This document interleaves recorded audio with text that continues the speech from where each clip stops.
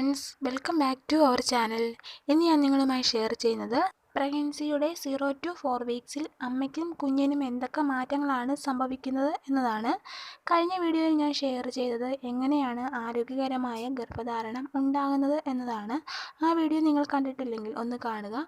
ഇനി വീഡിയോയിലേക്ക് പോകാം. കൃത്യമായ പീരിയഡ്സിൻ്റെ 14-ാം ദിവസം ഓവുലേഷൻ നടക്കുന്നു. അതായത് 28 ദിവസമാണ് പീരിയഡ്സ് ഉണ്ടെങ്കിൽ അതിൻ്റെ 14-ാമത്തെ ദിവസമാണ് ഓവുലേഷൻ നടക്കുന്നത്. ഈ സമയത്ത് നിങ്ങൾ ഗർഭിണിയാകാൻ ശ്രമിക്കുകയാണെങ്കിൽ നിങ്ങളുടെ പങ്കാളിയുടെ ബീജം അണ്ഡാശയത്തിൽ നിന്ന് പുറത്തു വരുന്ന അണ്ഡവുമായി ചേർന്ന് ബീജസങ്കലനം നടക്കുന്നു. ഇതിനുശേഷം ഇത് പിന്നീട് ഫലോപ്പിൻ ട്യൂബിൽ നിന്നും യൂട്രസിലേക്ക് നീങ്ങുന്നു. ഇത് യൂട്രസിനുള്ളിൽ തന്നെ പൂർണ്ണ വേഗത്തിൽ വളരുവാൻ തുടങ്ങുമ്പോൾ നിങ്ങളുടെ മാതൃത്വത്തിൻ്റെ ആരംഭം തുടങ്ങുന്നു. അതിനാൽ നിങ്ങൾക്ക് ലാസ്റ്റ് പീരിയഡ്സിൻ്റെ ആദ്യ ദിനം എന്നാണെന്ന് കൃത്യമായി അറിയില്ലെങ്കിൽ പ്രസവം പ്രതീക്ഷിക്കുന്ന തീയതിയിൽ വേരിയേഷൻ സംഭവിച്ചേക്കാം.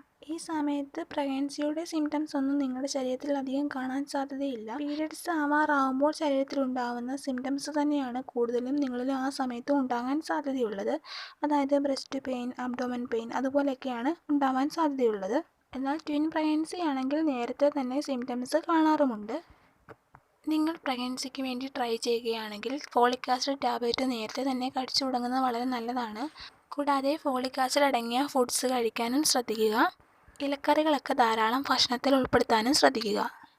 ഇനി കുഞ്ഞിന് എന്തൊക്കെ മാറ്റങ്ങളാണ് ഈ ആഴ്ചയിൽ സംഭവിക്കുന്നത് എന്ന് നോക്കാം. ബീജസങ്കലനത്തിന് ശേഷം ഏകദേശം 5 മുതൽ 7 ദിവസം കഴിഞ്ഞ് ഇംപ്ലാന്റേഷൻ നടക്കുന്നുവെന്ന് ആദ്യ വീഡിയോയിൽ ഞാൻ പറഞ്ഞിരുന്നു. അപ്പോൾ രൂപപ്പെടുന്ന സൈഗോട്ട് ഓരോ ദിവസവും വലിപ്പത്തിൽ ഇരട്ടിയായി വളരുവാൻ തുടങ്ങുന്നു. അതുപോലെ തന്നെ പ്ലാസൻ്റയും അംബിലിക്കൽ കോഡും കുഞ്ഞിൽ വളരുവാൻ തുടങ്ങുന്നു.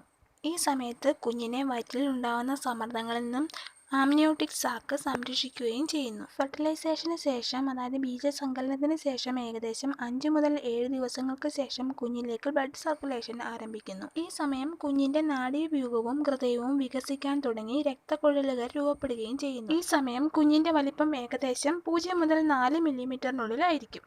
അതായത് 4-ാമത്തെ ആഴ്ച ആകുമ്പോഴേക്കും കുഞ്ഞിൻ്റെ വലിപ്പം ഒരു കസ്കസിൻ്റെ അത്രയായിരിക്കും. ഇത്രയും കാര്യങ്ങളാണ് പ്രധാനമായും 0 to 4 വീക്സിൽ അമ്മയ്ക്കും കുഞ്ഞിനും ഉണ്ടാകുന്ന പ്രധാന മാറ്റങ്ങൾ. നെക്സ്റ്റ് വീഡിയോയിൽ 5-ാമത്തെ ആഴ്ചയിൽ അമ്മയ്ക്കും കുഞ്ഞിനും എന്തൊക്കെ മാറ്റങ്ങളാണ് ഉണ്ടാവുന്നത് എന്നതാണ്. അപ്പോൾ ചാനൽ സബ്സ്ക്രൈബ് ചെയ്യാൻ ഓർക്കുക.